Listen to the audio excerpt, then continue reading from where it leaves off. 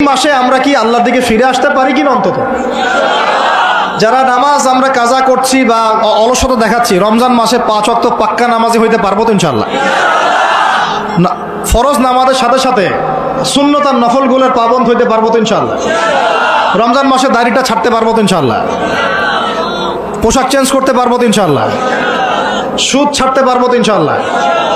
সমস্ত জেনা ছাড়তে পারবো তো ইনশাআল্লাহ?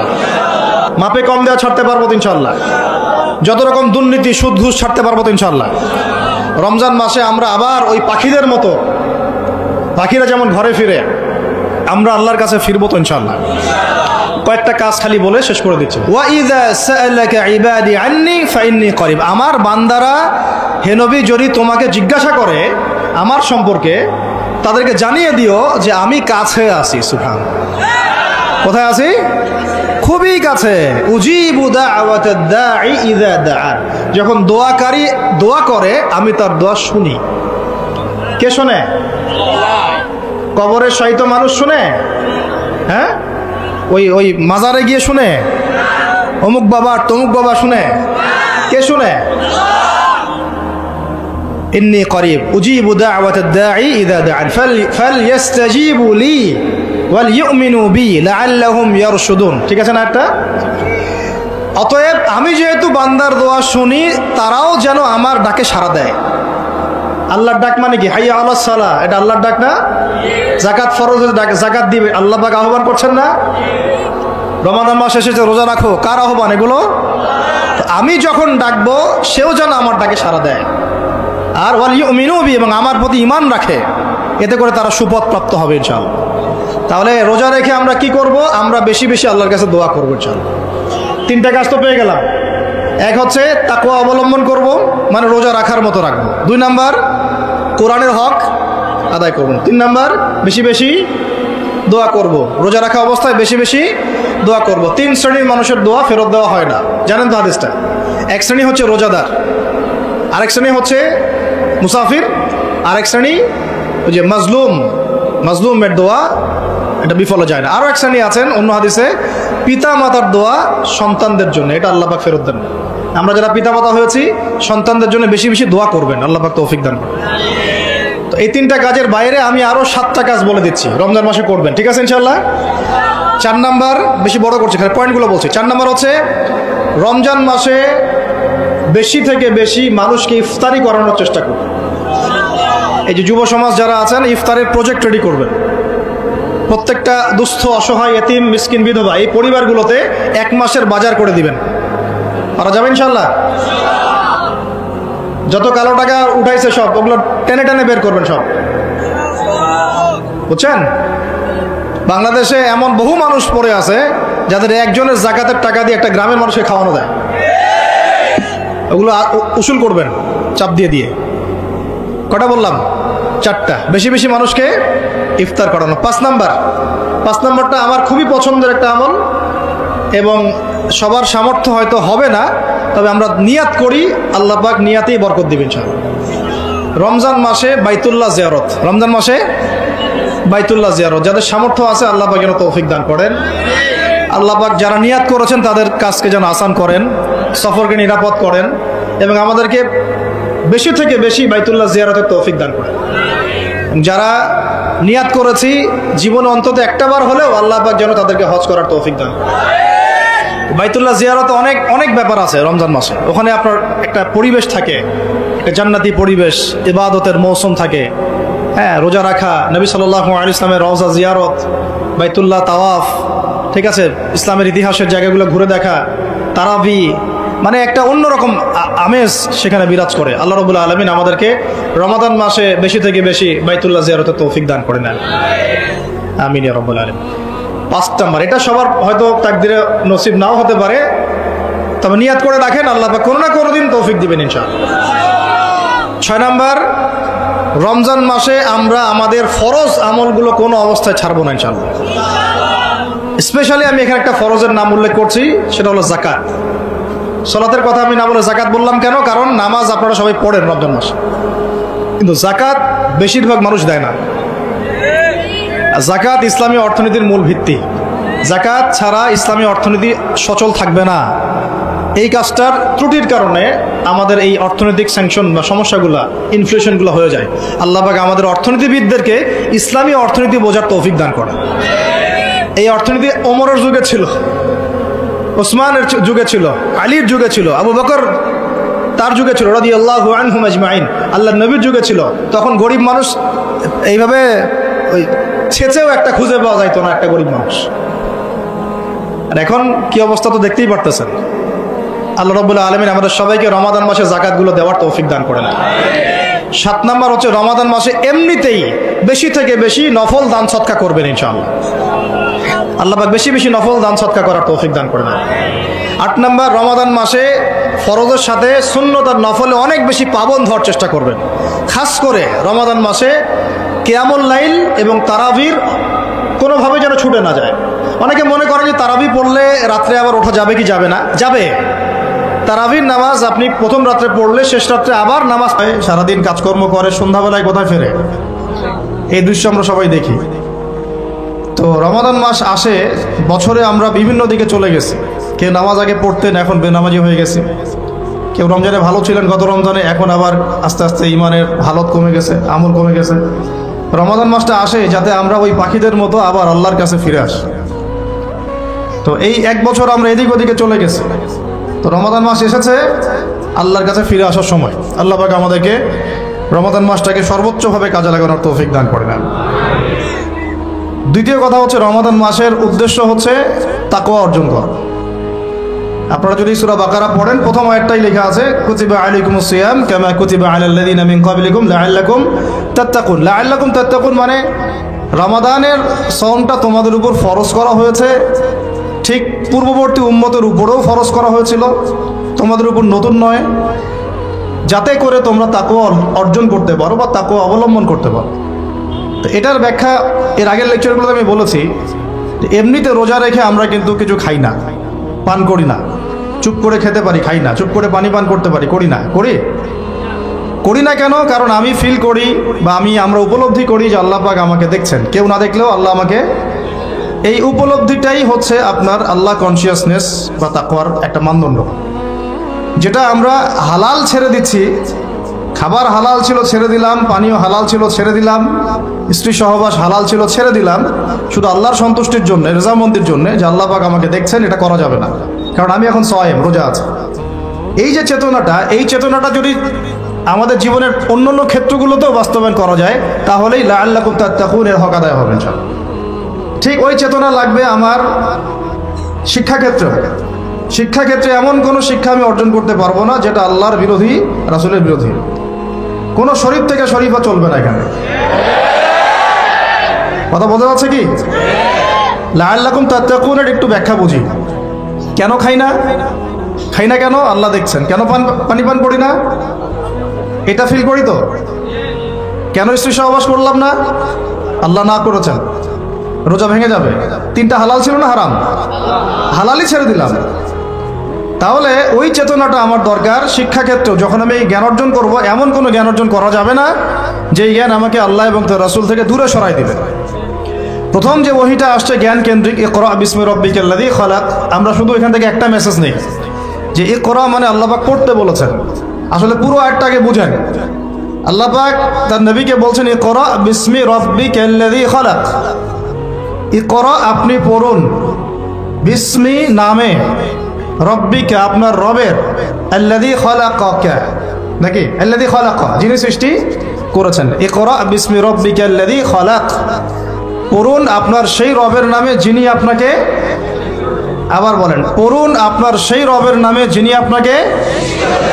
তাহলে যেই জ্ঞান আমাদেরকে আল্লাহর দিকে নিয়ে যায়, স্রষ্টার দিকে নিয়ে যায়, সৃষ্টিকর্তার দিকে নিয়ে যায়, সেটাই হচ্ছে জ্ঞান, ওটাই হলো শিক্ষা।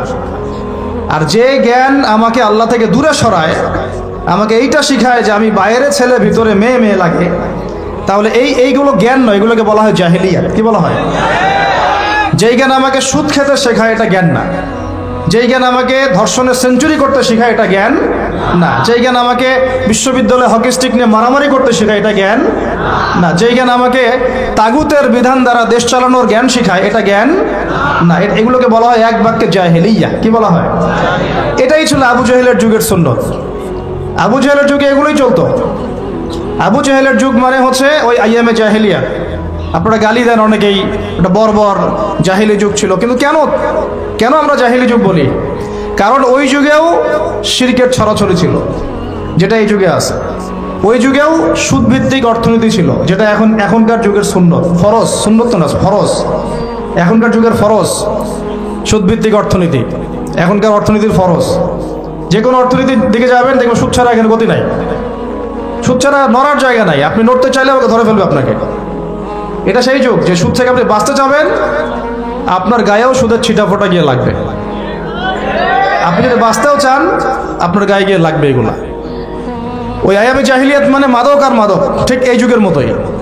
আয়ামে জাহিলিয়াত মানে মেয়েদের মানহানি, অবমাননা, জেনা, ব্যভিচার, পরকিয়া, ধর্ষণ, অশ্লীলতা, বেহায়াপনা, বেপরদামি, এই যুগের এগুলো। এই যুগে নাই? আগের চেয়ে বেশি না কম?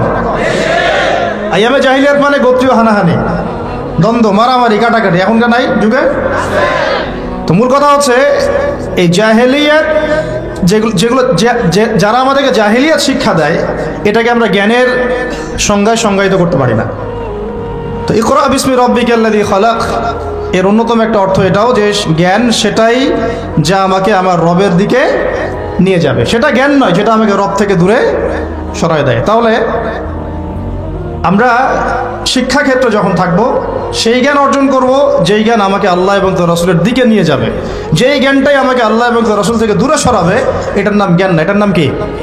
জাহেলিয়াত, মূর্খতা। এখন এখানে অনেক কথা, সব কথা মাহফিলে বলা যায় না, লম্বা করা যায় না। মূল কথাটা কি দেখেন, আমরা স্কুল পড়েছি, কলেজ পড়েছি, বিশ্ববিদ্যালয় পড়েছি, মাদ্রাসা পড়ছি, এখন আমরা তালেবে ইলম। এখন কথা হচ্ছে আমরা শরৎচন্দ্র, বঙ্কিমচন্দ্র সব পড়ে ফেলছি, ইংরেজি পড়ে শেষ করে ফেলছি, ফিজিক্স, কেমিস্ট্রি, বায়োলজি পড়ে শেষ করছি, ঠিক আছে? আমরা জিওপলিটিক্স, অর্থনীতি সব পড়ে শেষ করছি। এগুলো আমাদের সিলেবাসে ছিল তাই পড়েছি। কেন পড়েছি? কারণ সিলেবাসে ছিল। না পড়লে কি হবে? পরীক্ষা দিতে পারবো না। পরীক্ষা দিতে না পারলে কি হবে? সার্টিফিকেট আসবে না। সার্টিফিকেট না আসলে চাকরি হবে না। চাকরি না হলে বিয়ে শাদী হবে না। বিয়ে শাদী না হইলে জীবনটা বরবাদ। এই তো আমাদের ফিলোসফি তো এরকম, তাই না? নিজের পায়ে দাঁড়াইতে পারলি না তুই, নিজের পায়ে। এখন এই দুনিয়ার একটা ফিকির দিয়ে, চেতনাটা দিয়ে আমাদেরকে এই 10 থেকে 20 বছর এগুলো পড়তে হলো, আমরা পড়লাম। এখন যদি সিলেবাসের মধ্যে থাকতো নবীর জীবনী সাল্লাল্লাহু আলাইহি ওয়াসাল্লাম, যদি থাকতো কোরআনের তেলাওয়াত, থাকতো আরবি ভাষা, থাকতো কোরআনের তর্জমা, থাকতো নবী সাল্লাল্লাহু আলাইহি ওয়াসাল্লামের অন্তত 1000 হাদিস, অন্তত 1000 হাদিস, থাকতো ইসলামের কিছু ইতিহাস, থাকতো ইসলামী অর্থনীতির কিছু ভিত্তি, থাকতো আকীদা, উসুল এবং ফিকহ। এবং এগুলো না পড়লে আমি পাশ করতে পারতাম না, পাশ না করলে আমার চাকরি হতো না, চাকরি না হলে আমার নিজের পায়ে আমি দাঁড়াতে পারতাম না। তাহলে 16 কোটি মানুষ এগুলো শিখতো না? শিখতো না। বুঝাতে পারতেছি? শিক্ষানীতির মূল সমস্যা এখানে। এখানে ইসলাম বিবর্জিত একটা শিক্ষা ব্যবস্থা চালু করা হয়েছে, আর কিছু আইওয়াশ শোডাউন দেখিয়ে দেওয়া হয়েছে, কিছু কিছু টুকরা টুকরা ইসলাম দিয়ে দেওয়া হয়েছে। এগুলো তো থাকলোই। টুকরা টুকরা ইসলাম তো অনেক দূরের কথা। এই কোরআন রমাদান মাসে নিয়ে যদি আমরা সবাই মসজিদের কোনায় বসে বসে এই কোরআন 30 দিনে 30 খতম দেই, তবু কিছুই যায় আসে না। কিন্তু কখন যায় আসবে? যদি এই কোরআনের একটা বিধান খালি বাস্তবায়ন করা যাইতো, তাহলে যায় আসতো। রমজানে একটা আওয়াজ যদি কেউ তোলে, রমজানে আমরা চাই, এই রমজানে আমরা চাই অন্তত আল্লাহর কিতাবের অন্তত একটা বিধান সমাজে বাস্তবায়ন হোক। অন্তত একটা বিধান তো আছে এখানে শত শত। কত আছে? শত শত, হাজার হাজার, হাজার হাজার তো পারেন নাই, পারা যায় নাই, পারবেনও না, এটাও জানি। অন্তত একটা করেন, আপনারাই বাছাই করেন কোনটা। না, আমি একটা অপশন দিলাম যে ইসলামী শিক্ষা ব্যবস্থা চালু করা হোক, ইসলামী শিক্ষা ব্যবস্থা চালু করা হোক। ইকরা বিসমি রাব্বিকাল্লাযী খালাক এর বাস্তবায়ন করা হোক। করা যায় না এটা? এই দাবি কেউ উঠাবে না। আমরা সেই স্তরের মুমিন নাই এখন আর। আমরা তিলাওয়াত করতে যাব, তরজমা পড়তে যাব, কিন্তু এগুলো বলতে যাব না। বলে নিজের কাঁধে বিপদ ডাকার কি দরকার? চেতনা এরকম আমাদের। কিন্তু আপনি সারা জীবন তেলাওয়াত করলেও কিছু যায় আসে না কাফেরদের, ফাসিক, জালেম, মুশরিকদের কিচ্ছু যায় আসে না। যায় আসবে কখন? যখন চুরি করলে চোরের হাত কাটা হবে তখন। যায় আসবে কখন? যখন কেউ মোরতাদ হয়ে গেলে ইসলামী সরকার তাকে মৃত্যুদণ্ড দিবে, তখন যায় আসবে। জেনা করলে যখন 100 বেত্রাঘাত করা হবে তখন যায় আসবে। তো এগুলো বাস্তবায়ন করলে তখন যায় আসবে। আপনি রমাদানে কোরআন পড়লেও আসলে আদৌতে গ্লোবাল প্রেক্ষাপটে, বৈশ্বিক প্রেক্ষাপটে জালেমদের, মুশরিকদের, মুনাফিকদের, কুফফারদের কিছু যায় আসে না। কিন্তু অ্যাটলিস্ট শুরুটা হোক কোরআন থেকে। এই বলে আবার পড়াও ছেড়ে দিব এমন তো না, শুরুটা হোক অন্তত কি থেকে? কোরআন থেকে। তাকওয়ার কথা বলতে গিয়ে অনেক ঢুকে যাচ্ছে ভিতরে, আমাকে একটা কনক্লুশনে আসতে হবে। রমাদান যে তাকওয়ার শিক্ষা আমাকে দিচ্ছে রোজা রাখা অবস্থায়, ওই তাকওয়ার শিক্ষাটা আমাকে শিক্ষা ক্ষেত্রেও রাখতে হবে। আমাদের বাচ্চাদেরকে, ওই যে বাচ্চাটাকে দেখে মনে পড়লো, আমাদের বাচ্চাদেরকে এমন কোনো শিক্ষায় শিক্ষিত করা যাবে না, একেবারে হারাম করে ফেলতে হবে নিজেদের উপরে, যে এই বাচ্চারা যদি বড় হয়ে বলে বাবা আমি তো ছেলে না, আমার মনটা মেয়ে মেয়ে করে। কি ভয়ঙ্কর একটা সমাজ সামনে আসতে যাচ্ছে, আপনারা কি কল্পনা করতে পারতেছেন? এটা জাস্ট একটা টোকা দিয়ে দেখলো মুমিনদের ইমানের কি অবস্থা। আকাঙ্ক্ষা কি, এজেন্ডাটা কি? এজেন্ডাটা হচ্ছে বাংলাদেশের মতো কান্ট্রিগুলোতে সমকামিতাকে সরকারিভাবে বৈধ করে ফেলা। এটা হচ্ছে একটা এজেন্ডা। আর এটা, এই এজেন্ডা সরকারের না, এই এজেন্ডা হচ্ছে কিছু সুদ ভিত্তিক এনজিওর।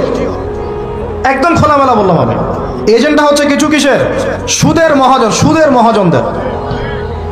এই কিতাবে আল্লাহ রাব্বুল আলামিন বলেছেন, যে ব্যক্তি সুদ খায় আর যে সুদ ছাড়ে না, সে যেন আল্লাহ এবং তার রাসূলের সাথে যুদ্ধ করছে। নাউযুবিল্লাহ।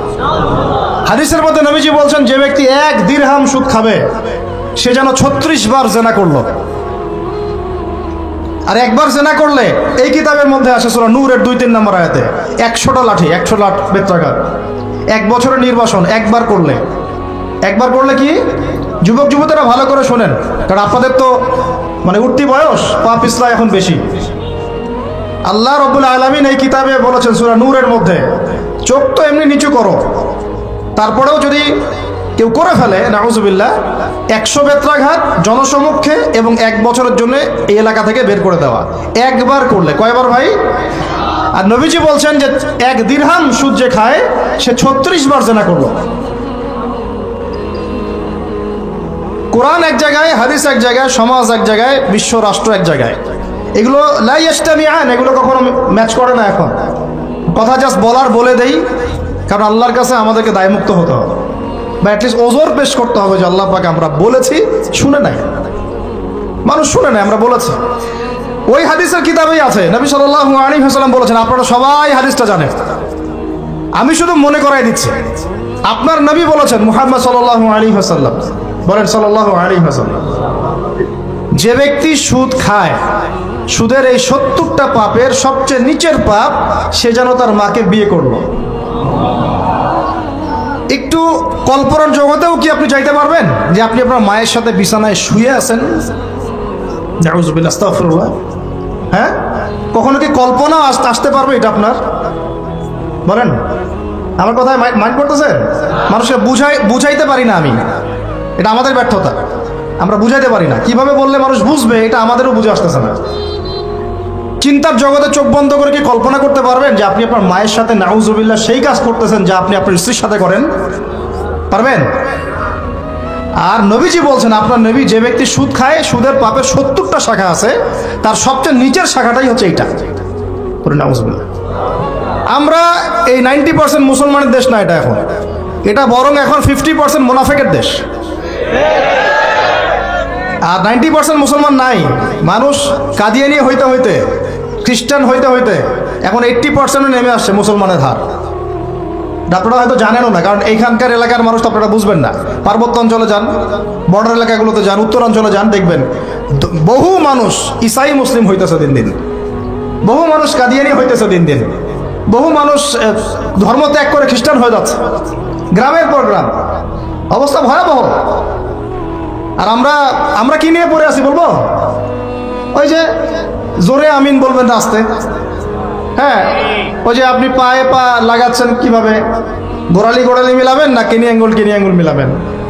আপনি হচ্ছে একটা কি, হাত উঠানো নামানো, হাত বাঁধা না বাঁধা। আমাদের এক ভাই বলেন, উনি মুফতি মানুষ, উনিও মাশাআল্লাহ অনেক বড় মুফতি বাংলাদেশের। উনি বলেন যে ভাই আমার একটা জিনিস বুঝে আসে না, মানুষ তর্ক করতেছে, আমিন জোরে বললো না আস্তে বললো, তা আমি আমিন বলিই নাই ভাই, আমি জোরেও বলি নাই আস্তেও বলি নাই। এখন কেউ আছে পৃথিবীতে, কেউ আছে জন্ম নিয়েছে যে আমাকে ফিকহের উসুল থেকে প্রমাণ করে দিবে যে আমার নামাজটা হয় নাই?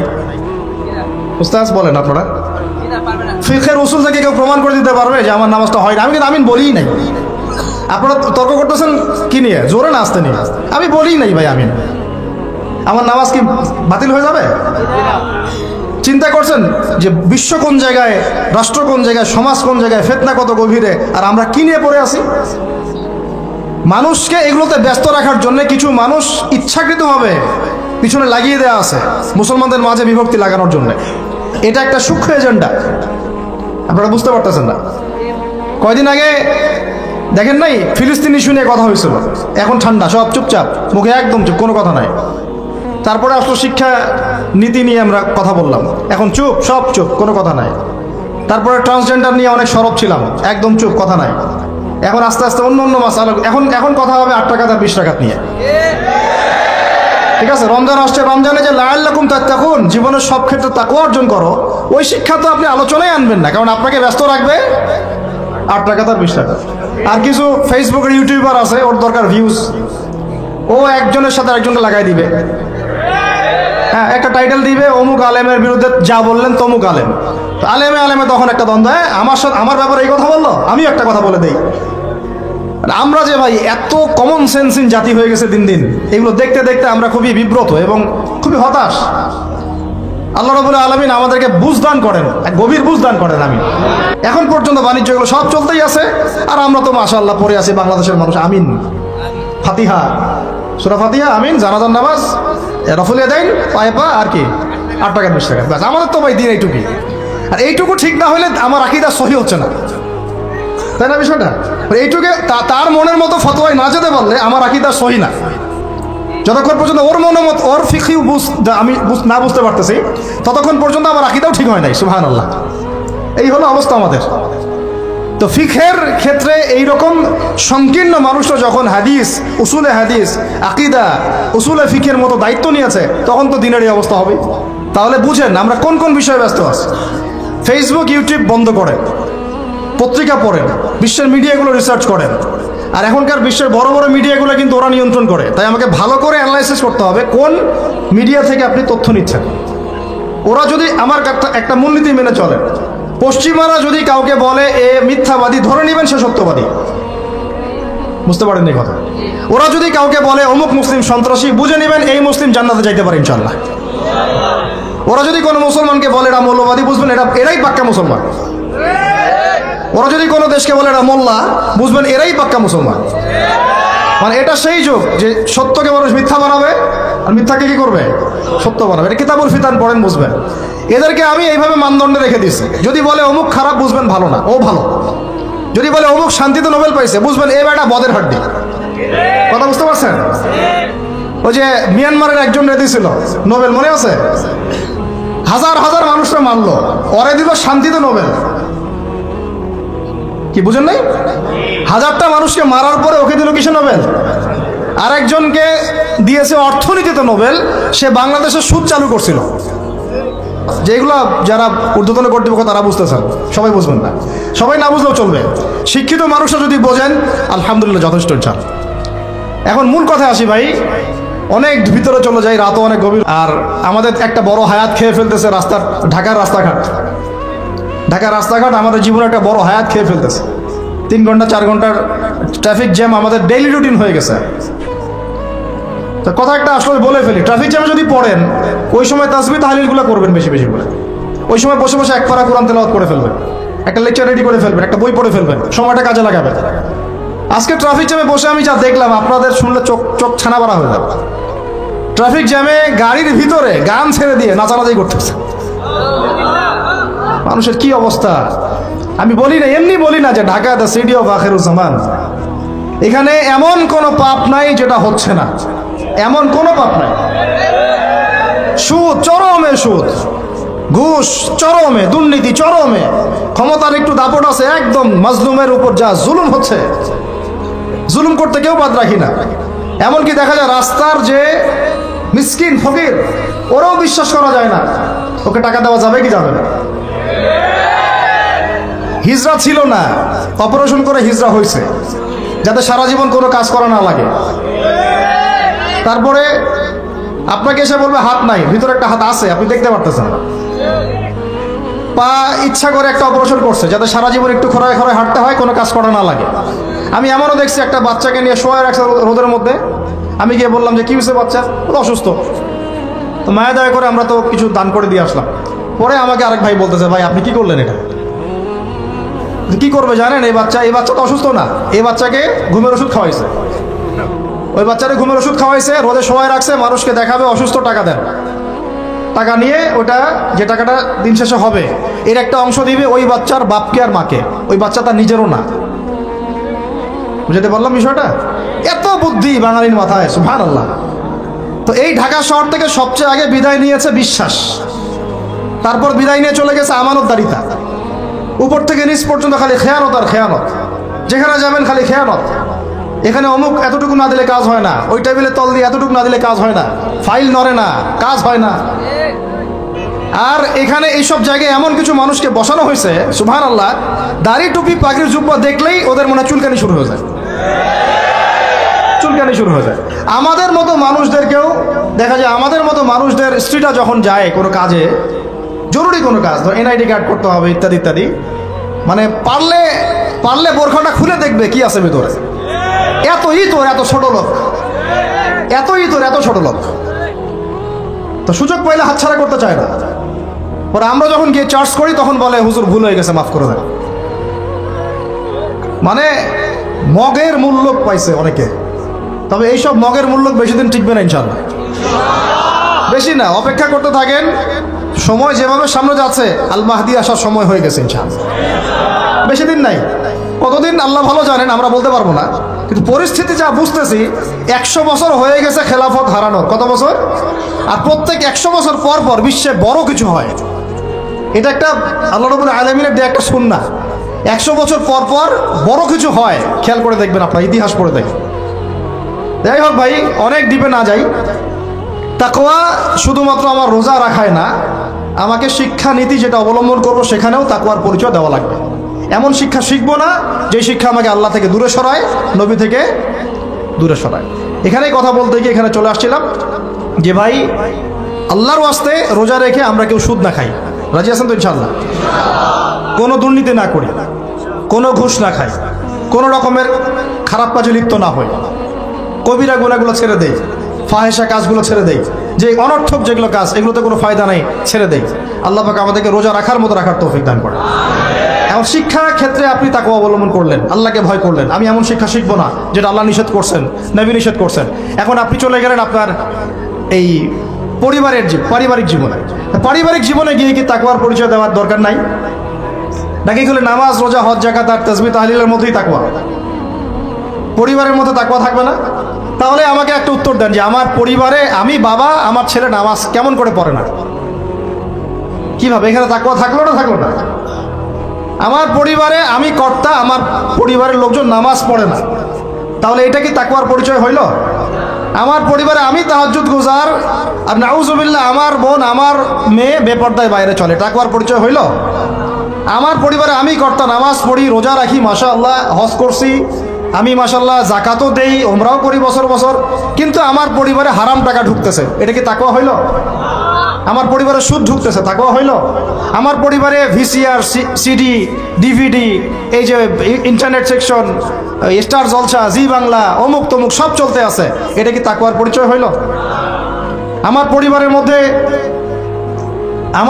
মধ্যে আমার ছেলে মেয়েরা কিশোর গ্যাংয়ে যোগ দিচ্ছে, তাকওয়ার পরিচয় হইল? টিকটক জেনারেশন হয়ে গেল, এটা কি তাকওয়ার পরিচয় হইল? আমার পরিবারে সংস্কৃতি পশ্চিমাদের থেকে ধার করে নিচ্ছি, পোশাক আশাক, চলাফেরা, খাওয়া দাওয়া, ওঠা বসা সব ওদের আদলে, এটা কি তাকওয়ার পরিচয় হইল? তাহলে আল্লাহর ওয়াস্তে ভাই, লাআল্লাকুম তাত্তাকুন, এটা পরিবারেও বাস্তবায়ন করার চেষ্টা করেন, আল্লাহ পাক তৌফিক দান করেন। কিভাবে করব? পরিবারে প্রত্যেক সদস্যকে নামাজি হইতেই হবে, মাস্ট। নামাজ নাই ইসলাম নাই, সোজা কথা। নামাজ নাই, ওর ভাত বন্ধ। নামাজ নাই, ওর খরচাপাতি দেওয়া বন্ধ। নামাজ নাই, আমার ছেলের সাথে আমার কোনো সম্পর্ক নাই। নামাজ নাই, আমার মেয়ের সাথে আমার কোনো আতাত পীড়িত নাই। নামাজ নাই, আমার স্ত্রীর সাথে আমার কোনো ওঠা বসা চলাফেরা নাই। একদম কঠোর হয়ে যান। পরিবার, আপনি কর্তা, আপনার এক কথায় পরিবার চলবে, এক কথায় উঠবে, এক কথায় বসবে ইনশাআল্লাহ। পরিবারের কর্তা আপনি, এক কথায় পরিবার উঠবে, এক কথায় বসবে।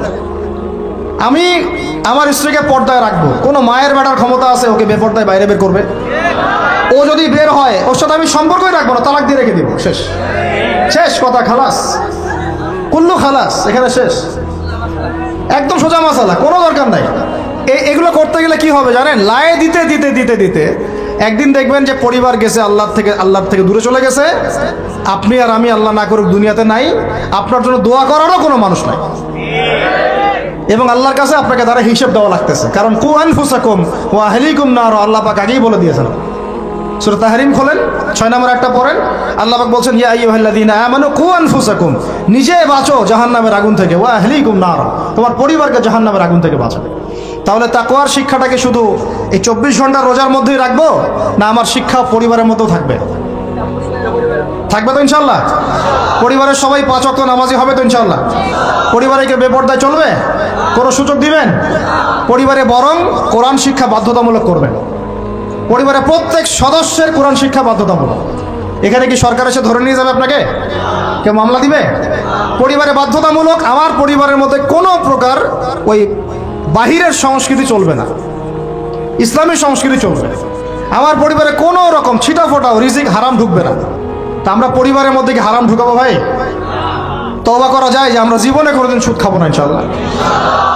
বিশ্বাস করেন 16 কোটি জনগণ যদি খাস তওবা করে খালি যে আমরা সুদের সাথে কোনো সম্পর্ক রাখবো না, সুদ খাবো না, সুদ দিব না, সুদের সাক্ষীও থাকবো না, সুদ লিখেও রাখবো না।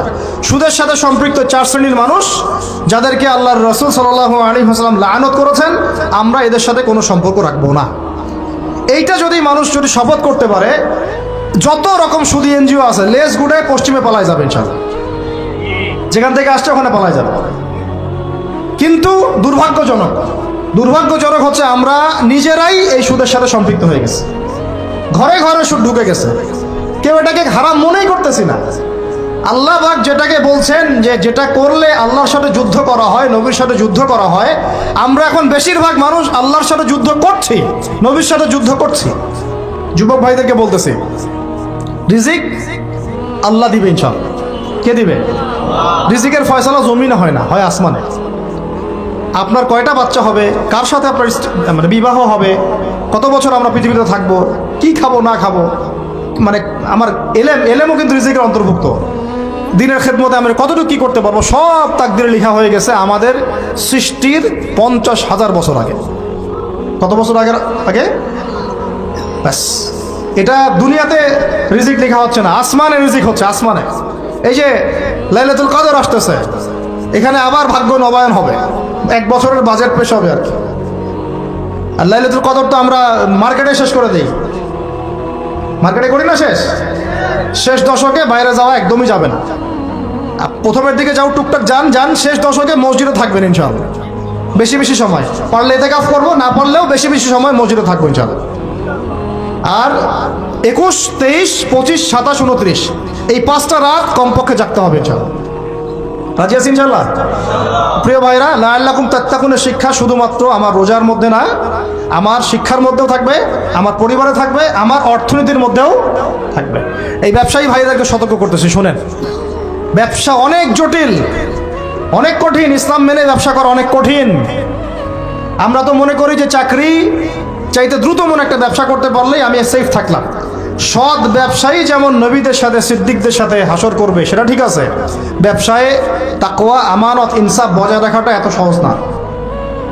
একটা পণ্য নিয়ে আসছেন, বাজারে বিক্রি করে দিলেন, বললেন যে মাছটা টাটকা, কিন্তু 3 দিনের বাসি ছিল, রিজিকটা আপনার হারাম হয়ে গেল। ফল কিনেছেন, ফরমালিন মারলেন, মায়েরা মানুষকে বিষ খাওয়াইলেন, রিজিকটা হারাম হয়ে গেল। আপনি ওজন করতেছেন, ইচ্ছা করে ফের দিলেন, ঠকালেন, রিজিকটা হারাম হয়ে গেল। আবু হানিফা রাহিমাহুল্লাহ সেই বিখ্যাত ঘটনা আপনারা জানেন কিনা? একটা কাপড়ের মধ্যে খুদ আছে, এটা সন্দেহ হয়েছিল, সবগুলো কাপড়ই তিনি বেচারা সেল করে দিয়েছেন, রাখেনি নাই, ওটা দিয়ে ক্ষতিপূরণ দিয়ে দিয়েছেন মানুষকে। কে জানে ওই টাকা আবার কোথায় চলে গেল। ওইটার জন্য যদি আমার ইবাদত কবুল না হয়, তাদের চিন্তা এমন ছিল। চিন্তা করেন তো, ব্যবসায়ী ভাইরা কিন্তু আরো বড় ক্ষতির মধ্যে আছেন। যদি মাপে কম দেন, রিজিক হারাম হয়ে যাবে। আল্লাহর কসম করে যদি মিথ্যা কসম করে পণ্য বিক্রি করেন, রিজিক হারাম হয়ে যাবে। যদি সুদি লোন নিয়ে ব্যবসা করেন, রিজিক হারাম হয়ে যাবে। সুদি লোন নিয়ে ব্যবসা করলে রিজিক হারাম হয়ে যাবে। তারপরে যদি মার্কেটে কৃত্রিম সিন্ডিকেট তৈরি করেন, রিজিক হারাম হয়ে যাবে। মার্কেটে একটা প্রাইস আছে ফিক্স করা, এই প্রাইসটাকে সিন্ডিকেট করে বাড়াই দিলেন, রিজিক হারাম হয়ে যাবে। ইচ্ছা করে ফরমালিন মিশাইছেন, হারাম হয়ে গেল। মাপে কম দিলেন, হারাম হয়ে গেল। আল্লাহর নামে মিথ্যা কসম করলেন, হারাম হয়ে গেল। শুধু তাই না, এই ব্যবসায়ীদের, অসাধু ব্যবসায়ীদের কারণে আল্লাহর পক্ষ থেকে ওই জাতির উপর একটা আযাব নেমে আসে। ওই আযাবের নাম হচ্ছে দুর্ভিক্ষ। কি আযাব বলেন? দিন দিন আস্তে আস্তে ওইদিকে যাবে, যদি না আমরা সংশোধন হই। আল্লাহ পাক আমাদেরকে সংশোধিত হওয়ার তৌফিক দান করেন। মানে অর্থনৈতিক জীবনে আমার ওই চেতনা থাকা চাই যে আল্লাহ আমাকে দেখছেন। আল্লাহ আমাকে, আমি মাপে কম দিতে পারবো না, কারণ আল্লাহ আমাকে দেখছেন। আমি সুদের টাকাটা নিতে পারবো না, পকেটে ঢুকাইতে পারবো না, কারণ বলেন আল্লাহ আমাকে দেখছেন। আমি মানুষকে মিথ্যা কথা বলে এইটা পণ্য বিক্রি করতে পারবো না, কারণ আল্লাহ আমাকে দেখছেন। বাস এই কনসিয়াসনেসটা মানুষের মধ্যে ঢুকানোর জন্যই আল্লাহ পাক এই রমজানের সওমটাকে ফরজ করেছে। আমি কি বুঝাতে পারতেছি ভাই? আচ্ছা, শেষ করে দিচ্ছি, আর আর লম্বা করবো না বেশি। আর দুটো চারটা পয়েন্ট আলোচনা করে শেষ করি, শুনেন। এবার কয়টা দিক বললাম? ব্যক্তি জীবনে তাকওয়া বজায় রাখবো, বলি আমিন। শিক্ষা জীবনে তাকওয়া বজায় রাখবো, বলি আমিন। পারিবারিক জীবনে আমি আমার তাকওয়া ধরে রাখবো ইনশাল্লাহ, বলি আমিন। অর্থনৈতিক জীবনে আমরা তাকওয়া ধরে রাখবো ইনশাল্লাহ, বলি আমিন। আমাদের আরেকটা জীবন আছে, সাংস্কৃতিক জীবন। কি জীবন? এখানে পুরা সব ইহুদি খ্রিস্টান আর মুশরিকদের সংস্কৃতি দিয়ে আমরা এখন চলতেছি। একটু আমার কথা মন খারাপ করে না, আজকের পর থেকে দাড়িতে হাত লাগাবো না। কেন লাগাবেন না? এটা যদি আপনি এভাবে ছিলে ফেলেন, মনে রাখবেন এটা নবীর সুন্নতকে আপনি জবাই করতেছেন। কি করতেছেন? করবেন না আপনি। এর জন্য আপনার রিজিক বন্ধ হয়ে যাবে না, রিজিক আরো বাড়বে ইনশাআল্লাহ। রিজিক আপনার বস দেয় না, রিজিক আপনার চাকরি ক্ষেত্রের বস দেয় না, রিজিক আপনার ওই এমডি স্যার দেয় না। ওই এমডি স্যারের মতো কোটি কোটি এমডি স্যারকে খাওয়ান আল্লাহ পাক। কথা বুঝতে পারেন নাই? তিনি বলে দাঁড়িয়ে রাখলে চাকরি হবে না, আপনি বলবেন এই চাকরির আমার দরকার নাই, আমি শশা বিক্রি করে খাবো, আমি মুদির দোকানদারি করে খাবো, আমি ছোট্ট উদ্যোক্তা হয়ে খাবো, তাও ভালো, দাড়ি তাও শেভ করবো না ইনশাআল্লাহ। যেটা পারতি কথা, আমি রিজিক আল্লাহ পাক দিবেন ইনশাআল্লাহ। তাওয়াক্কুল করেন, আল্লাহ পাক পাখিদেরকে যেমন করে খাওয়ায় আপনাকে খাওয়াবেন ইনশাআল্লাহ। খাওয়াবেন ইনশাআল্লাহ। আমাকে বলেন, এই সমুদ্রের নিচে কত প্রাণী আছে কেউ জানে? আচ্ছা, ওদেরকে ঘুষ খাওয়া লাগে, সুদ খাওয়া লাগে, ওদেরকে আল্লাহ বিরোধী কোনো কাজ করা লাগে? কে রিজিক দেয়? এই জমিনের মধ্যে কত প্রাণী আছে? আমরা বাদ দিয়ে, মানুষকে বাদ দেন, অন্য কত মাখলুক আছে, লাখ লাখ কোটি কোটি আছে না? ওরা কি সুদ খায়, ঘুষ খায়, দুর্নীতি করে, মানুষের সম্পদ আত্মসাৎ করে? ওদেরকে কে খাওয়ায়? শুধু মানুষ আর জিন, এই দুইটা জাতি আছে যারা নিজেদেরকে মনে করে আমরাই রিজিকের মালিক। নাউজুবিল্লাহ। না মনে করলে তো আপনি ভয় করতেন না। আপনি মনে করতেছেন ভিতর থেকে যে আমি যদি এটা রাখি তাহলে আমার চাকরি চলে যাবে গা, আর চাকরি চলে গেলে আমার তো আর বউ বাচ্চা খাইতে পারবে না। মানে বউ বাচ্চার খাওয়ারের দায়িত্ব মনে হয় আপনার নিজের। মনে করেন আল্লাহ না করুক, কথার কথা, মনে করেন আল্লাহ না করুক যে বাংলাদেশে বড় কিছু হয়ে গেছে, বাংলাদেশ থেকে ধরেন 5 কোটি মানুষ নাই, গায়ে হইতে পারে না? পারে না। ওই যে যারা ওখানে 5 তলা 6 তলায় গিয়েছিল খাবার খাইতে, ওরা কি জানতো যে এরপরে এখানে পুরো মরতে হবে? জানতো? তো হঠাৎ করে আল্লাহর গজব আসতে পারে না? আর গজব ডাকার তো সব পদ্ধতি আমরা এখন অবলম্বন করে ফেলছি। গজব আসে শিরকের কারণে, শিরক দিয়ে ভর্তি হয়ে গেছে। গজব আসে হচ্ছে সুদের কারণে, সুদ দিয়ে ভর্তি হয়ে গেছে। গজব আসে হচ্ছে বেহায়াপনার কারণে, বেলাল্লাপনা, বেহায়াপনা, মানে পর্নোগ্রাফি, জেনা, ব্যভিচার, ভর্তি হয় নাই? মেয়েরা ছেলেদের পোশাক পরে হাঁটতেছে রাস্তাঘাটে। আলাইহিস সালাম যে সমাজে নবী হয়েছেন, এই সমাজটা অনেকটা এমন ছিল। শিরক ছিল, রিবা ছিল, মাদক ছিল, নারীর অবমাননা ছিল, বেহায়াপনা ছিল, অশ্লীলতা ছিল, দাস প্রথা ছিল, ব্যভিচার বেশি ছিল, গান বাজনা বাদ্যযন্ত্রের প্রভাব বেশি ছিল, জুয়া ছিল, আপোষে মারামারি, হিংসা, বিদ্বেষ ছিল, রক্তক্ষয়ী দীর্ঘস্থায়ী সংঘাত ছিল। এরকম একটা সমাজের মধ্যে নবী সাল্লাল্লাহু আলাইহি ওয়াসাল্লামকে আল্লাহ পাক নবুয়ত দান করেছেন, এবং নবুয়তটা দান করেছেন রমাদান মাসে, যে মাসে আমাদেরকে সওম রাখতে বলা হয়েছে। রমাদান মাসের মধ্যে একটা রাত আছে, যে রাতের নাম হচ্ছে লাইলাতুল কদর। আমি আশা করি আপনারা সবাই এই সূরাটা জানেন। বা'দা আউযু বিল্লাহি মিনাশ শাইতানির রাজীম, ইন্না আনজালনাহু ফি লাইলাতুল কদর। নিশ্চয়ই আমি কোরআনকে নাজিল করেছি লাইলাতুল কদরে, ভাগ্য রজনীতে। ওয়া মা আদরাকা মা লাইলাতুল কদর। হে নবী মুহাম্মদ সাল্লাল্লাহু আলাইহি ওয়াসাল্লাম, আপনি কি জানেন লাইলাতুল কদর কি জিনিস? লাইলাতুল কদরি খায়রুম মিন আলফি শাহর। লাইলাতুল কদর হচ্ছে 1000 মাসের চাইতে উত্তম। এখানে গাণিতিক ভাবে ব্যাখ্যা করতে যাবেন না 1000 মাস সমান সমান কত বছর হয়, ব্যাপারটা এমন নয়। এখানে আধিক্য বোঝানো হয়েছে। 1000 মাস ইবাদত করলে যে নেকি হয়, এক রাত ইবাদত করলে সে নেকি হয়ে যাবে ইনশাআল্লাহ।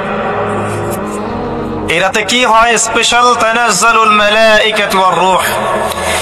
এই মাসে আল্লাহর পক্ষ থেকে আল্লাহর ফেরেশতারা নেমে আসেন। কোথায় নেমে আসেন? পৃথিবীতে। তাদের সর্দার হিসেবে থাকেন জিবরাইল আলাইহিস সালাম। তানাজ্জালুল মালাইকাতু ওয়ার রূহু ফিহা বিইذনি রাব্বিহিম। আল্লাহর রবের আদেশে তারা এই কাজটা করে। মিন কুল্লি আমর, প্রত্যেকটা বিষয়ের ফয়সালা হয় এই রাতে। আপনার আমার তাকদীর লেখা হয়েছে আসমান জমিন সৃষ্টির 50,000 বছর আগে। আপনার আমার তাকদীর লেখা হয়েছে আসমান জমিন সৃষ্টির 50,000 বছর আগে। আল্লাহ পাক সমস্ত সৃষ্টির তাকদীর লিখেছেন প্রথম দফায়। দ্বিতীয় দফায় তাকদীর লেখা হয়েছে যখন আমার আপনার রূহ আমাদের মায়ের গর্ভে ছিল 4 মাস 10 দিন বয়স। ওই সময় আল্লাহর পক্ষ থেকে ফেরেশতা আসেন, এসে লিখে দেন তার হায়াত, তার রিজিক, সে সৌভাগ্যবান না দুর্ভাগ্যবান। এরপর রূহটাকে ফুঁকে দেন, বাচ্চা নড়াচড়া শুরু করে। এর আগ পর্যন্ত পেটের মধ্যে বাচ্চা নড়াচড়া করে না। যখন রূহটা ফুঁকে দেওয়া হয় তারপর থেকে বাচ্চা নড়াচড়া শুরু করে। দ্বিতীয় দফায় তাকদীর লেখা হয়। এরপরে তৃতীয় দফা লেখা হয় এই লাইলাতুল কদরে, যে আগামী 1 বছর কি হবে, আপনি কি করবেন। অর্থাৎ 1 বছরের বাজেট প্রণয়ন করা হয় প্রত্যেক লাইলাতুল কদরে। তানাজ্জালুল মালাইকাতু ওয়ার রূহ ফিহা বিইذনি রাব্বিহিম মিন কুল্লি আমর। এই রাতের আরেকটা বৈশিষ্ট্য হচ্ছে সালামুন হিয়া হাত্তা মাতলাইল ফজর। ফজর পর্যন্ত এই রাতে শান্তি শান্তি শান্তি শান্তি প্রশান্তি বজায় থাকে। এই রাতে আপনি যে দোয়া করবেন, যে কোনো দোয়াই করবেন, যদি আপনার রিজিকটা হালাল হয় ইনশাআল্লাহ কবুল হয়ে যাবে যে কোনো দোয়া। এই রাতে যারা ইবাদত করে দাঁড়িয়ে দাঁড়িয়ে, তাদের চতুর্দিকে ফেরেশতারা সমবেত হন, তাদের দোয়ায় তারা শরীক হন, তাদের জন্য দোয়া করতে থাকেন। ঠিক তখনই দেখবেন মুমিন বান্দার চোখ দিয়ে টপ টপ করে পানি পড়া শুরু হয়েছে। আপনি ফিল করতে পারবেন যে আপনার দোয়া আল্লাহ কবুল করছেন। এই রাতের ইবাদতকে 1000 মাস দিয়ে গুণ করলেও কখনো সমান হবে না। একটা রাত ইবাদত করলে আপনি 1000 মাসের নেকি পাচ্ছেন। এই সুযোগটাকে ছেড়ে দেওয়া যায়? কবে এই রাত স্পেসিফিকলি বলা যাবে না 27 তারিখেই, স্পেসিফিকলি বলা যাবে না যে 21-এর রাতেই, 23-এর রাতেই বা 25-এর রাতেই। নির্দিষ্ট করে বলার কোনো সুযোগ নাই। নবী সাল্লাল্লাহু আলাইহি ওয়াসাল্লাম লাইলাতুল কদর পেয়েছেন এবং ওই রাতে বৃষ্টি হচ্ছিল। তিনি সিজদা করছেন, তার কপালের মধ্যে মসজিদে নববীর যে মাটি আছে এই মাটির কাদা লেগেছিল। তখন কিন্তু মসজিদ টাইলস ফিটিং ছিল না। মাটির মসজিদ থেকে নবী সাল্লাল্লাহু আলাইহি ওয়াসাল্লাম বিশ্ব পরিচালনা করেছেন। আর আমাদের এখন তাজমহলের মতো মসজিদ, হেদায়েতের কোনো হও না এখানে। এটা আখিরুজ জামানের সাইন। মসজিদগুলো হবে চাকচিক্যময়, হেদায়েত শূন্য। হাদিস একদম স্পষ্ট আছে, মসজিদ হবে চাকচিক্যময় কিন্তু হেদায়েত শূন্য। ইভেন দেখবেন নামাজ পড়ছে মুসল্লি, পাশে হই হুল্লো করছে। দিনের কথা আলোচনা হলে বা নামাজ পড়লে, কেউ কোরআন তেলাওয়াত করলে আদবের সাথে যে পাশে শোরগোল করতে হয় না, এটা এখন বুঝাতে হয়। বুঝাতে গিয়ে যদি আপনি এই আয়াত তেলাওয়াত করেন, লাহুম কুলুবুন লা ইয়াফকাহুনা বিহা, কিছু মানুষকে আল্লাহ পাক কলব দিয়েছেন, বোঝে না। ওয়ালাহুম আযানুন লা ইয়াসমাউনা বিহা, কিছু মানুষকে আল্লাহ পাক কান দিয়েছেন, শোনে না। ওয়ালাহুম আ'য়ুনুন লা ইউবসিরুনা বিহা, কিছু মানুষকে আল্লাহ পাক চোখ দিয়েছেন, দেখে না। উলাইকা কাল আনআম, এরা আনআমের মতো। বাল হুম আদাল, বরং তার চাইতেও নিকৃষ্ট। তখন কিছু মানুষের ইগোতে লেগে যায়। তা আচরণ কিন্তু এমনই। কোরআন যেখানে তেলাওয়াত করা হচ্ছে, নবীর হাদিসের কথা বলা হচ্ছে, সেখানে উঁচু স্বরে কথা বলা জায়েজ নেই। নামাজ পড়ছে একজন ব্যক্তি, সে আল্লাহর সাথে সরাসরি কথা বলছে, তার পাশে কথা বলা জায়েজ নেই। এমনকি নামাজরত ব্যক্তির পাশে কোরআন তেলাওয়াত করাও জায়েজ নেই। আর কথা কি বুঝতে পারছেন? একজন ব্যক্তি নামাজে দাঁড়িয়েছে, আল্লাহর সাথে কথা বলছে, পাশে আপনি কোরআন তেলাওয়াত করতে পারবেন না জোরে জোরে। মনে মনে করতে হবে, করতে চাইলে মনে মনে করতে হবে। অনেক সময় মসজিদের ভিতরে দেখবেন নামাজ পড়া হচ্ছে, শোরগোল করছে। নবী সাল্লাল্লাহু আলাইহি ওয়াসাল্লাম বলেছিলেন, আখিরুজ জামানে, তিরমিজিতে আছে হাদিসটা, আখিরুজ জামানে ইসলামের নামটুকু থাকবে, ইসলামের প্রকৃত বিষয়গুলো থাকবে না। কোরআনের মাসহাফ থাকবে, যে মাসহাফ, কোরআনের মাসহাফটা থাকবে, এর শিক্ষাগুলো থাকবে না। মসজিদগুলো হবে চাকচিক্যময়, কিন্তু মসজিদ হবে হেদায়েত শূন্য। আর চতুর্থ লাইনটা আরো ভয়ঙ্কর। 4 নম্বর লাইনে গিয়ে নবীজি বলেছেন সাল্লাল্লাহু আলাইহি ওয়াসাল্লাম, আসমানের নিচে, জমিনের উপরে আল্লাহর সবচেয়ে নিকৃষ্ট সৃষ্টি হবেন এক শ্রেণীর আলেম, যাদের থেকে ফিতনা ছড়াবে এবং তাদের দিকেই ফিতনা ফিরে আসবে। তিরমিজির মধ্যে হাদিসটা আছে, যে কোনো আলেমকে জিজ্ঞাসা করে এটা কোন শ্রেণীর আলেম, এটা বোঝার জন্য আপনার পিএইচডি করার দরকার নাই। যারা দিনকে দুনিয়ার বিনিময়ে বিক্রি করেছে, তারাই সেই শ্রেণীর আলেম। যারা সত্য কথা বলতে ভয় পেয়েছে, তারাই সেই শ্রেণীর আলেম। যারা সত্যকে মিথ্যার সাথে মিশ্রিত করেছে, তারাই সেই শ্রেণীর আলেম। এবং যারা ইসলামের নামে উম্মাহকে শতদা বিভক্ত করে দিয়েছে, এরাই সেই শ্রেণীর আলেম। নবী করিম সাল্লাল্লাহু আলাইহি ওয়াসাল্লাম বলেছেন, লাইলাতুল কদর আমি পেয়েছি, কপালে কাদা মাটি ছিল, বৃষ্টি হচ্ছিল, তার মানে ওই রাতে বৃষ্টি হতে পারে, ওই রাতে বৃষ্টি হতে পারে। লাইলাতুল কদরের আলামত, রাতের বেলা বৃষ্টি হতে পারে। বৃষ্টি হয়েছে, তিনি নামাজ পড়েছেন, কপালের মধ্যে কাদা লেগেছিল, তিনি বের হয়েছেন, সাহাবীদেরকে বলবেন কোন রাতটা লাইলাতুল কদর, আজকের রাতটা লাইলাতুল কদর, এটা বলতে বের হয়েছে। বের হয়ে দেখছেন দুজন মুসলিম আপোষে ঝগড়া করছে। লিসেন টু মি, দুজন মুসলিম আপোষে ঝগড়া করছে। আমরা বলি না যে মুসলিমদের মাঝে ইখতিলাফ গুলো রহমত, আমরা বলি না? দুজন মুসলিম আপোষে ঝগড়া করছে, এই কাজটার কারণে আল্লাহ রাব্বুল আলামিন নবী সাল্লাল্লাহু আলাইহি ওয়াসাল্লামের হৃদয় থেকে এই কথাটাকে তুলে নিলেন। তিনি আর বললেন না এক্স্যাক্টলি কোন রাতে লাইলাতুল কদর ছিল, তিনি বলতেই বেরিয়েছিলেন যে কোন রাতে লাইলাতুল কদর ছিল। আমাদের ইখতিলাফের কারণে আমরা সেই নির্দিষ্ট রাতটাকে হারিয়ে ফেলেছি। তবে এর মধ্যেই খায়ের আছে, এর মধ্যেই কল্যাণ আছে। আরবিতে একটা প্রবাদ আছে, কুল্লু শার ইউজাদু ফিহিল খায়র, প্রত্যেকটা অকল্যাণের পিছনেই কোনো না কোনো কল্যাণ আছে। নির্দিষ্ট করে বলে দিলে আমরা বাকি রাতগুলো জাগতাম না। নবী সাল্লাল্লাহু আলাইহি ওয়াসাল্লাম এখন বললেন যে আমাকে ভুলিয়ে দেওয়া হয়েছে কোন রাত, তোমাদের ঝগড়ার কারণে। অতএব তোমরা শেষ দশকের বিজোড় রাতগুলোকে তালাশ করো। শেষ দশকের বিজোড় রাত বলতে 21-এর রাত, 23-এর রাত, 25, 27, 29, এই 5টা রাতের যে কোনো একটা লাইলাতুল কদর। এই রাতে ইবাদত করলে এত নেকি হচ্ছে, কারণটা কি? রাত আর দিন কি ডিফারেন্ট কিছু? প্রত্যেক রাতেই কিন্তু আল্লাহ পাক প্রথম আসমানে নেমে আসেন, প্রত্যেক রাতে, শুধু শবে বরাতের রাতে নয়, শুধু নিসফে শাবানের রাতে নয়, কিন্তু প্রত্যেক রাতেই আল্লাহ পাক প্রথম আসমানে নেমে আসেন। তিনি কিভাবে নেমে আসেন এটা ব্যাখ্যা করার দরকার নেই আমাদের। আল্লাহ পাক বলেছেন নেমে আসি, বাস আসি। কারণ সবকিছু আমরা যুক্তি, বিজ্ঞান, দর্শন দিয়ে প্রমাণ করতে পারবো না। পারবো? সায়েন্সকে জিজ্ঞাসা করেন যে স্বপ্নের ব্যাখ্যা কি, ঘুম কাকে বলে, আত্মা কাকে বলে, আত্মা কঠিন না তরল না বায়বীয়, পারবে সায়েন্স ব্যাখ্যা করতে? কবরের আযাব কি, জিন জাতি কি, জিন জাতি কাকে বলে, জিন জাতি কেমন দেখতে, মালায়েকা কেমন, তারা কিভাবে কাজ করে, তাদের ফাংশন কি, তারা কি ব্যাখ্যা করতে পারবে? আমাদের একটা চেতনা তৈরি হয়েছে সায়েন্স যা বলবে তাই সত্য। এই চেতনা পুরোপুরি সত্য নয়। কোরআন এবং সুন্নাহ, আল্লাহ এবং তার রাসূল যা বলবেন সেটাই চূড়ান্ত সত্য। এর বাইরে সত্য মিথ্যার চূড়ান্ত কোনো মানদণ্ড নাই। হ্যাঁ, সায়েন্সের ভিত্তি আমরাই দিয়েছি, এটা অমুসলিমরা দেয়নি, এর ভিত্তি মুসলিমরা দিয়েছে। পরবর্তীতে এরা এর উপর ঘষা মাজা করেছে। এখন সায়েন্টিফিক এবং টেকনোলজিক্যাল রেভলিউশন আসছে পশ্চিমা সভ্যতা থেকে। এই সভ্যতার ধারক বাহক ছিলাম আমরা। সভ্যতা এদের দ্বারা শুরু হয়নি, সভ্যতা নবীদের দ্বারা শুরু হয়েছে।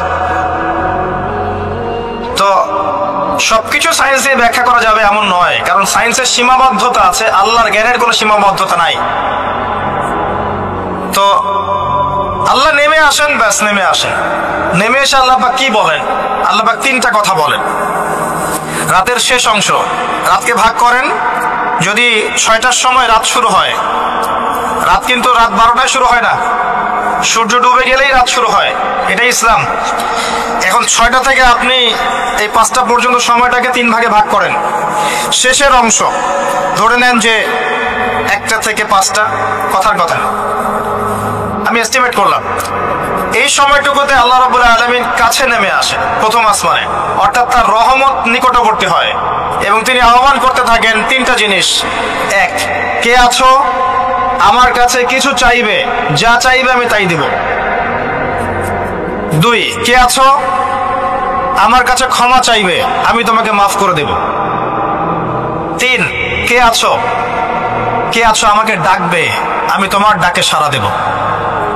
মানে এই সময় আপনি যা চাইবেন ইনশাআল্লাহ, আপনার আকীদায় যদি শিরক না থাকে, আমলে যদি বিদআত না থাকে এবং আপনার রিজিক যদি হালাল হয়, ইনশাআল্লাহ তাআলা আপনার দোয়া কবুল করা হবে। আল্লাহ পাক প্রত্যেক রাতেই নেমে আসেন। তাহলে লাইলাতুল কদরকে এত স্পেসিফিকলি ইম্পর্টেন্স দেওয়ার কারণ কি? একটাই কারণ, মনে রাখবেন, লাইলাতুল কদরকে মর্যাদা মণ্ডিত করার এবং রমাদান মাসকে শ্রেষ্ঠ মাস মর্যাদা মণ্ডিত করার একটা কারণ, only one reason behind it, সেটা হচ্ছে এই মাসে এবং এই রাতে আল কোরআন নাজিল হয়েছে। কথা কি বুঝতে পারছেন? কোরআন নাজিলের কারণেই এই মাসটা মহামান্বিত, কোরআন নাজিলের কারণেই এই রাতটা সম্মানিত। ইন্না আনজালনাহু ফি লাইলাতুল কদর। নবী করিম সাল্লাল্লাহু আলাইহি ওয়াসাল্লাম যখন এই জাহেলি যুগে বাস করছেন, এই লাইলাতুল কদরে রমাদান মাসে আল্লাহ পাক কোরআন নাজিল করলেন। কি জন্য নাজিল করলেন? কারণ এই সমাজটাকে পরিবর্তন করার জন্য, সমাজের জাহিলিয়াত গুলোকে দূর করার জন্য নবী করিম সাল্লাল্লাহু আলাইহি ওয়াসাল্লাম প্রচন্ড ফিকির করতেন। কি করা যায়, কি করলে মানুষগুলো শিরক ছেড়ে দিবে, কি করলে সুদ বন্ধ হবে, কি করলে মাদক থেকে মানুষ দূরে থাকবে, কি করলে নারীর সম্মান বৃদ্ধি পাবে। তিনি ভাবতেন কিভাবে গোত্রীয় হানাহানি বন্ধ করা যায়, তিনি এগুলো ভাবতে থাকতেন। হেরা গুহায় বসে তিনি এগুলো ভাবতেন কি করা যায়। যুবক বয়সে তিনি হিলসুল ফুজুর তৈরি করেছেন এগুলো সমস্যা দূর করার জন্য, কিন্তু পরিপূর্ণরূপে সফল হয়েছেন বলতে পারি না আমরা, কারণ তখন ওহী আসেনি। এই ভাবতে ভাবতে ভাবতে ভাবতে একদিন এক রাতে তার কাছে আল্লাহর পক্ষ থেকে কোরআন নাজিল হলো। সূরা আলাকের প্রথম 5টা আয়াত, বিসমিল্লাহির রহমানির রহিম, ইকরা বিসমি রাব্বিকাল্লাযী খালাক। পড়ুন আপনার রবের নামে যিনি আপনাকে সৃষ্টি করেছেন। খালাকাল ইনসানা মিন আলাক, যিনি মানুষকে সৃষ্টি করেছেন জমাট বাঁধা রক্তপিণ্ড থেকে। আমরা সবাই জমাট বাঁধা রক্তপিণ্ড ছিলাম মায়ের পেটে। আজকে আমরা আল্লাহ দ্রোহী হয়েছি, কিন্তু আমরা পেটের মধ্যে এতটুকু জমাট বাঁধা রক্তপিণ্ড ছিলাম। সূরা ইয়াসিনের মধ্যে আল্লাহ পাক এই কথাটা বলেছেন, তোমাদেরকে তো নুতফা থেকে সৃষ্টি করেছি, ফাইদা হুয়া খাসীমুম মুবিন, যখন সে বড় হয়েছে সুস্পষ্টভাবে আল্লাহর বিরুদ্ধাচরণ করছে। আমরা যদি না থাকি এই পৃথিবীতে, আল্লাহর দ্বীনের কোনো ক্ষতি হবে? এই পৃথিবীর আবর্তন থেমে যাবে? আমাদের বউ বাচ্চা কাচ্চা, বাবা মা, স্ত্রী সন্তান, এরা কি না খেয়ে মারা যাবে? মনে করেন আমরা এখন সবাই মরে গেছি, কথার কথা বলছি, নাউজুবিল্লাহ, আমাদের পরিবারগুলো কি থেমে যাবে? আত্মীয় স্বজন থেমে যাবে? আমাদের সমাজ থেমে থাকবে? কেউ থেমে থাকবে না। মাঝখান থেকে আমরা আমাদের জীবনের সময়টা হারিয়ে ফেললাম। অতএব আমরা আল্লাহর জন্য বাঁচি, আল্লাহর দ্বীনের জন্য। এখন দ্বীনের ক্ষতি যারাই করবে তাদের বিরুদ্ধেই সোচ্চার হতে হবে। আল্লাহ পাক বোঝার তৌফিক দান করুন। আমি যে কথা বলছিলাম, কোরআন নাজিল হয়েছে লাইলাতুল কদরে। এখন এই কদরের রাতকে ইবাদতের জন্য খাস করে নিতে হবে। শেষের দশক এবং বিজোর রাত 21, 23, 25, 27, 29। বলছিলাম রমাদান মাস এবং লাইলাতুল কদরকে সম্মানিত করা হয়েছে একটা কারণেই, কারণ এই মাসে এই রাতে আল কোরআন নাজিল করা হয়েছে। এটাই কারণ। কোরআন কখন নাজিল হলো? যখন সমাজে সুদ আছে, মদ আছে, জেনা আছে, ব্যভিচার আছে, শিরক আছে, এরকম সমাজে প্রথম কি নাজিল হলো? পড়ো। প্রথমে নাজিল হয়নি শিরক করো না, প্রথমে নাজিল হয়নি যে সুদ খেও না, প্রথম আয়াত এটা ছিল না জেনা করো না, প্রথম আয়াত এটাও ছিল না মূর্তি পূজা করো না। হ্যাঁ, প্রথম আয়াত কি? ইকরা, পড়ুন। আল্লাহ পাক বুঝাতে চাচ্ছেন সমাজের জাহিলিয়াতকে দূর করতে হলে লেখাপড়ার কোনো বিকল্প নাই, এবং সেই পড়াশোনাটা হতে হবে আল্লাহর ওহীর আলোকে। যে ওহীটা আল্লাহ পাক নাজিল করেছেন এর বেসিসে আপনাকে পড়াশোনা করতে হবে। এই জ্ঞানটা দিয়ে আপনি সমাজ সংস্কার করতে পারবেন ইনশাআল্লাহ তাআলা। এর সাথে উপকারী জ্ঞানগুলো কি নিব না? অবশ্যই নিব।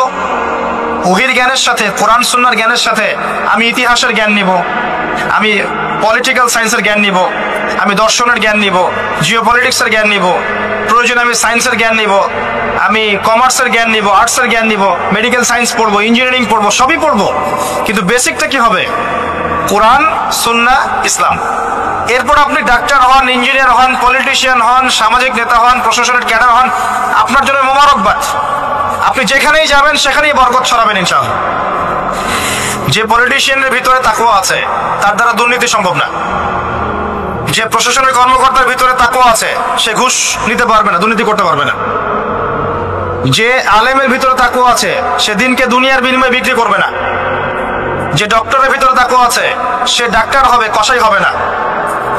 যে ইঞ্জিনিয়ারের ভিতরে তাকওয়া আছে সে দেখবেন সত্যিকারের প্রকৌশলী হবে, সে কিন্তু চোর হবে না। ভিতরটা চেঞ্জ করতে হবে, ভিতরটা, এর নাম তাকওয়া। ভিতরটা চেঞ্জ করবে একটা জিনিস, আল্লাহর ওহী, কোরআন এবং সুন্নাহ, ইসলাম। এটা আপনার ভিতরকে পরিবর্তন করবে। আর আমরা অনেক বড় বড় কথা বলি অনেক সময়, কিন্তু মূল কাজটা হচ্ছে ভিতরটা পরিবর্তন করা। আমাদের সবার সাথে যার যার কলব যাবে, যার যার আমল যাবে। আল্লাহ পাক আমাকে কলার চেপে ধরে বলবেন না যে বাংলাদেশে ইসলামী খেলাফত কায়েম করে আসো নাই কেন, এটা আল্লাহ পাক আমাকে বলবেন না। আল্লাহ পাক বলবেন তোমাকে যে দায়িত্ব দিয়েছিলাম ওই দায়িত্ব ঠিকঠাক মতো পালন করেছো কিনা। আল্লাহ পাক এটা বলবেন না। বেসিকে আসেন, নিজের আত্মশুদ্ধি, এটা বেসিক। আলাইকুম আনফুসাকুম, নিজের নফসের খবর নাও, নিজের নফসটাকে পবিত্র করো, নিজের নফসের মধ্যে হিংসা ত্যাগ করো, বিদ্বেষ ত্যাগ করো, অহংকার ত্যাগ করো, রিয়া ত্যাগ করো, দুনিয়ার মোহ ত্যাগ করো। নিজের নফসের মধ্যে বেশি বেশি পরকালের ফিকির আনো, জিকির করো বেশি বেশি, কোরআন বেশি বেশি তেলাওয়াত করো, হালাল খাও, আদর্শ পরিবার গঠন করো, তাওহীদে থাকো, সুন্নতে থাকো, ইনশাআল্লাহ হাসতে হাসতে জান্নাতে চলে যাবেন। একটা হাদিস আমি পড়েছি ফয়জুল কালাম বইয়ের মধ্যে, গতকালকে মাহফিলে বলেছিলাম, আপনাদেরকেও বলছি। মাদ্রাসায় পড়ানো ক্লাসিক্যাল একটা বই ফয়জুল কালাম, সবাই কিনতে পারেন, হাদিসের বই, চমৎকার কিছু হাদিস আছে। এখানে একটা হাদিস আছে আমাদের জন্য সুসংবাদ। নবী সাল্লাল্লাহু আলাইহি ওয়াসাল্লাম বলছেন, হে সাহাবীরা, তোমরা এমন একটা যুগের মধ্যে বাস করছো যেই যুগে কেউ যদি ইসলামের 10% ছেড়ে দেয় সে ধ্বংস হয়ে যাবে। সাহাবীদেরকে বলছেন তোমরা এমন একটা যুগে বাস করছো, এই যুগে ইসলামের 1/10 কেউ ছেড়ে দিলে সে ধ্বংস হয়ে যাবে। কিন্তু তোমাদের পরে এমন একটা যুগ আসবে যেই যুগে মানুষ যদি 1/10 ধরে রাখতে পারে, 10% ধরে রাখতে পারে, তাহলেই নাজাত পেয়ে যাবে ইনশাআল্লাহ। আমরা সেই যুগে আছি না? আমাদের চতুর্দিকে ফিতনা নয় কি? আপনার ঘরে ফিতনা, সমাজে ফিতনা, ইকোনমিক্সে ফিতনা, রাষ্ট্রে ফিতনা, বিশ্বে ফিতনা, ধর্মে ফিতনা, সবখানেই ফিতনা, ফাসাদ। আমরা সেই যুগের মধ্যে বাস করছি। আসুন, আল্লাহ পাক কোরআন নাজিল করলেন, প্রথমে পড়তে বললেন। তার মানে আল কোরআন এবং সুন্নাহ এগুলাকে পড়া শিখতে হবে। বড় বড় স্বপ্ন দেখার আগে আমাদেরকে বেসিক ঠিক করতে হবে, পড়াশোনা করতে হবে। আল্লাহ পাক আমাদের যুব সমাজকে পড়াশোনা করার তৌফিক দান করুন। রমাদান মাসে এটা নাজিল হয়েছে। আল্লাহ পাক সূরা বাকারায় বলছেন, শাহরু রমাদানাল্লাযী উনজিলা ফীহিল কুরআন। রমাদান সেই মাস যেই মাসে কোরআন নাজিল করা হয়েছে। কি জন্য নাজিল করা হয়েছে? হুদাল লিন নাস। এই কোরআন হচ্ছে মানব জাতির জন্য হেদায়েত। নট অনলি ফর মুসলিমস, এটা শুধু মুসলিমসদের জন্য হেদায়েত নয়, হুদাল লিন-নাস, পুরো মানব জাতির জন্য হেদায়েত। কোরআনে ইহুদির জন্য হেদায়েত আছে, খ্রিস্টানের জন্য আছে, অমুসলিম হিন্দুদের জন্য আছে, সবার জন্য কোরআন। এটা সাম্প্রদায়িক কোনো কিতাব নয়, এটা টোটালি অসাম্প্রদায়িক একটা বই, আল কোরআন, যে কেউ পড়তে পারে। এটা কারো পৈতৃক সম্পত্তি নয় যে একটা শ্রেণীর মানুষই পড়বে বাকিরা পড়বে না, সবাই পড়বে ইনশাআল্লাহ তাআলা। এটা আল্লাহর কিতাব, আল্লাহর কালাম। হুদাল লিন-নাস ওয়া বায়িনাতিন মিনাল হুদা, এটা হচ্ছে সত্য মিথ্যার মানদণ্ড, বায়িনাত সুস্পষ্ট মানদণ্ড। আর কি ওয়াল ফুরকান, প্রমাণ, হুজ্জাত, দলিল।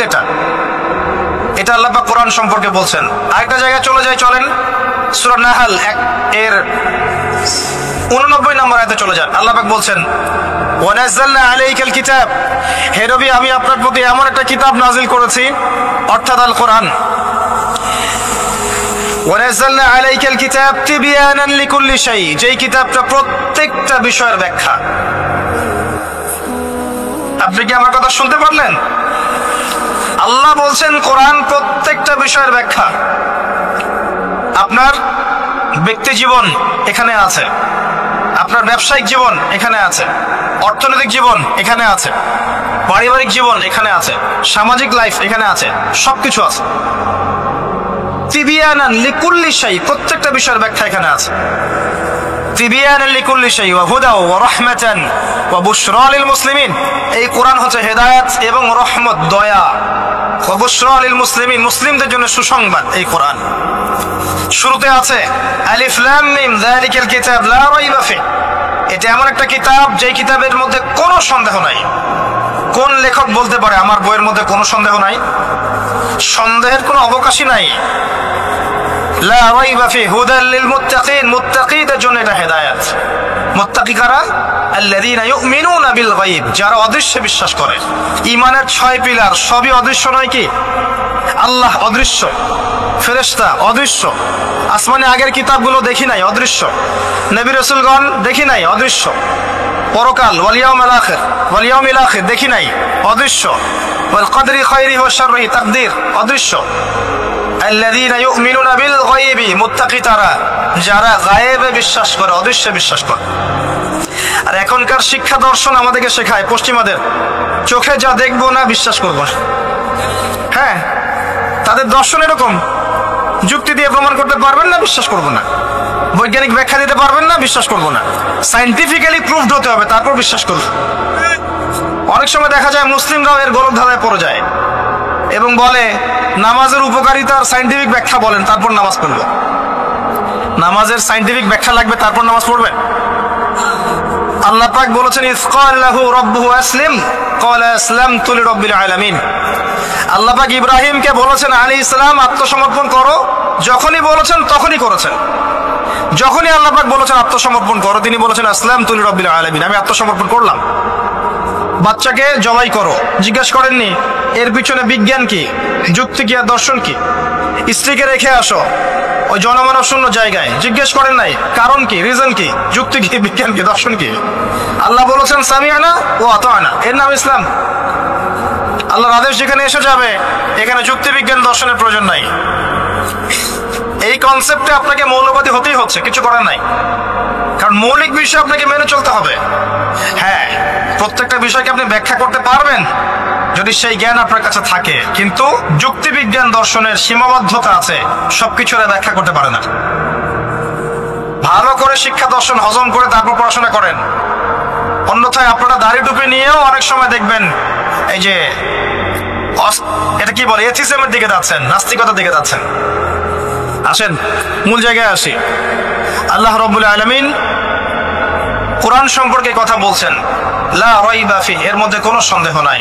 একই সূরার মধ্যে আল্লাহ পাক বলছেন যে ওয়া ইন কুনতুম ফি রাইবিন মিম্মা নাযালনা আলা আবদিনা ফাতু বিসূরাতিন মিন মিসলি, তোমরা যদি এই কিতাব নিয়ে সন্দেহ করে থাকো যে এই কিতাব আল্লাহর পক্ষ থেকে এসেছে নাকি অন্য কারো পক্ষ থেকে এসেছে, তোমরা যদি এই কিতাব সম্পর্কে সন্দেহ পোষণ করো যেটা কি আল্লাহর পক্ষ থেকে এসেছে না অন্য কারো পক্ষ থেকে এসেছে, তাহলে এর মতো কিছু আয়াত নিয়ে এসে দেখাও, একটা সূরা রচনা করে দেখাও।